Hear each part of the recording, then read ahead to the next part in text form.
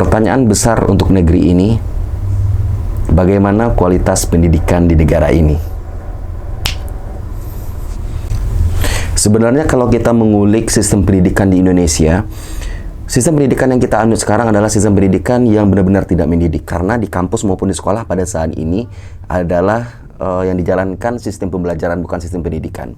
Karena kita sudah berpengalaman ketika kita salah di sekolah maupun di kampus, diusir keluar, bukan dididik untuk menjadi ke arah yang lebih baik. Benar nggak? Nah, kalau seandainya ada siswa yang katanya tidak bisa mendapatkan nilai yang cukup untuk naik kelas, mereka ditinggalkan. Dinamakan tinggal kelas. Nah, pertanyaannya lagi, kalau seandainya sistem pendidikan terus seperti ini, terus fungsi sekolah itu apa? Kalau seandainya kita bodoh dikeluarkan di sekolah, kita tidak baik dicampakkan di luar kampus, ya begitu seterusnya. Banyak yang di DO, banyak yang diberhentikan sekolah karena alasan etika tidak baik. Nah, kalau seandainya semua etika tidak baik itu diusir dari lingkup pendidikan, fungsi pendidikan itu apa? Fungsi ranah pendidikan itu apa? Itu pertanyaan yang sangat berputar-putar di otak gua, karena hal ini yang sangat menggelitik di Indonesia sekarang. Kayaknya pendidikan ini hanya untuk orang-orang yang baik. Kayaknya sekolah dan kampus hanya untuk orang-orang yang pintar dan orang-orang yang mau belajar. Hanya untuk orang-orang yang mau belajar. Padahal sekolah dan kampus harusnya mendidik orang yang tidak mau belajar atau tidak bersemangat dalam menuntut ilmu. Mereka nge-treat orang-orang ini untuk bisa sadar dan paham tentang pentingnya pendidikan. Ya, apakah kita nggak sadar selama ini kalau ini sudah terjadi puluhan tahun di Indonesia? Kampus yang cukup worth it, kampus yang bagus, kampus yang besar, for example UI yang ternama di Indonesia, itu hanya orang-orang yang terpilih bisa masuk ke sana. Hanya anak-anak yang pintar katanya yang bisa menempuh pendidikan di sana untuk berkuliah. Nah, kalau seandainya kampus bagus atau sekolah bagus hanya untuk orang-orang yang pintar, maka yang pintar jadi pintar, yang bodoh semakin bodoh. Itu maksudnya. Ya, kita nggak tahu. Karena menurut gua pribadi, kampus yang bagus itu difungsikan untuk merubah sistem pola pikir orang yang mampu berubah dan belum mampu untuk berubah. Nah, jadi semua orang berhak untuk menempuh pendidikan di sana. Benar nggak sih? Semua orang itu berhak menempuh pendidikan di sistem pendidikan terbaik di Indonesia. Nah, untuk menempuh pendidikan yang baik, apakah harus diseleksi? Untuk bisa mencicipi fasilitas yang lengkap di ranah pendidikan Indonesia, apakah harus diseleksi? Bagaimana fungsi sila kelima? Keadilan sosial bagi seluruh rakyat Indonesia. Ini bukan keadilan sosial. Ini klaster pendidikan yang hanya segmented untuk orang-orang yang mampu.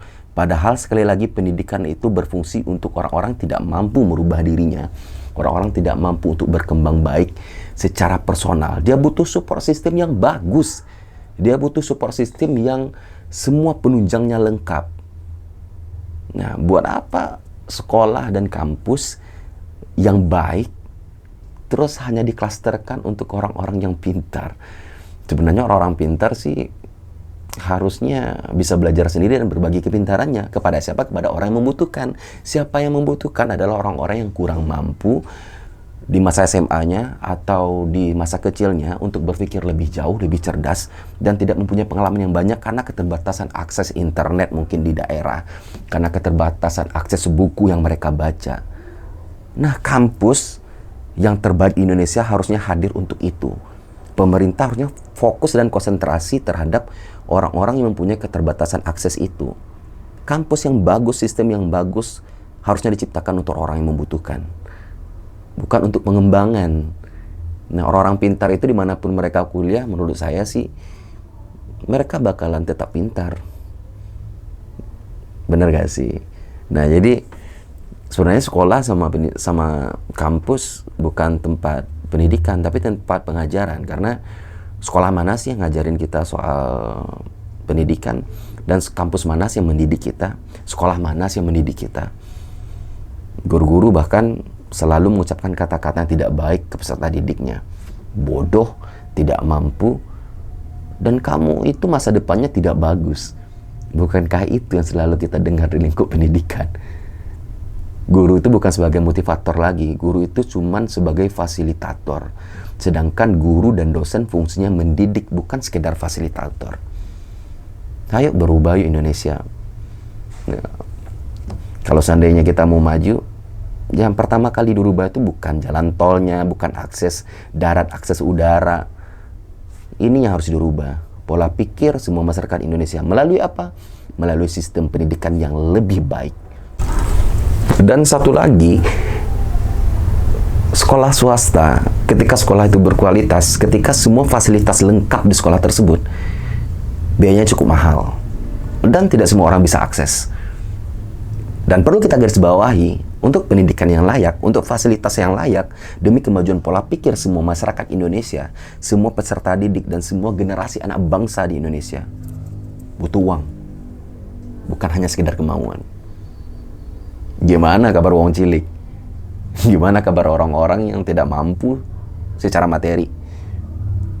Katanya Indonesia menganut sistem yang dibuat oleh Ki Hajar Dewantara. Pendidikan itu membahagiakan.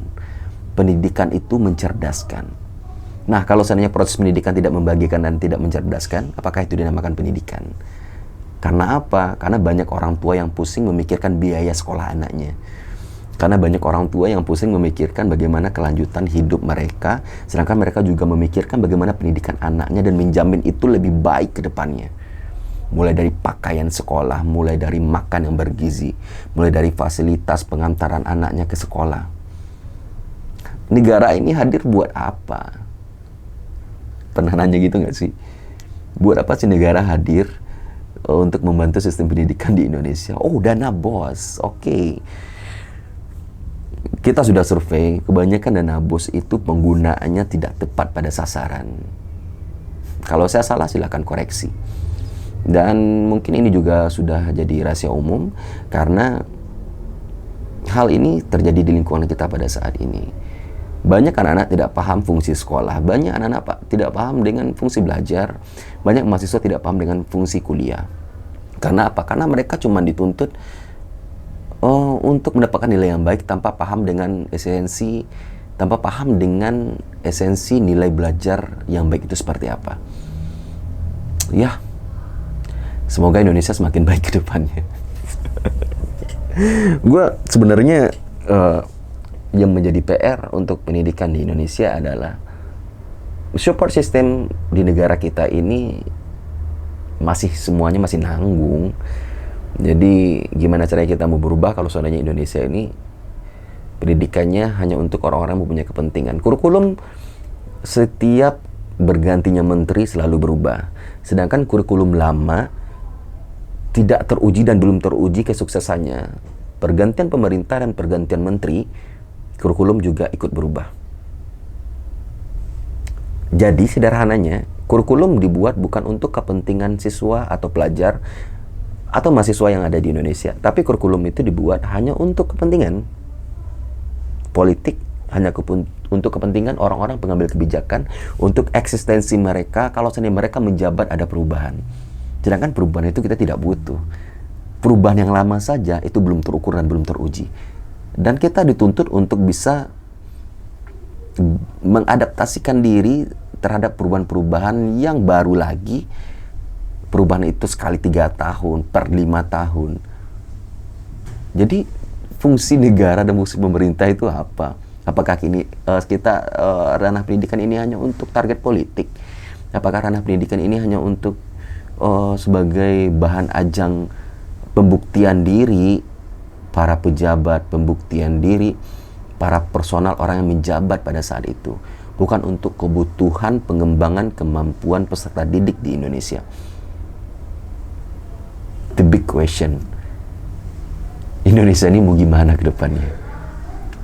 Mau gimana? Ya nggak sih?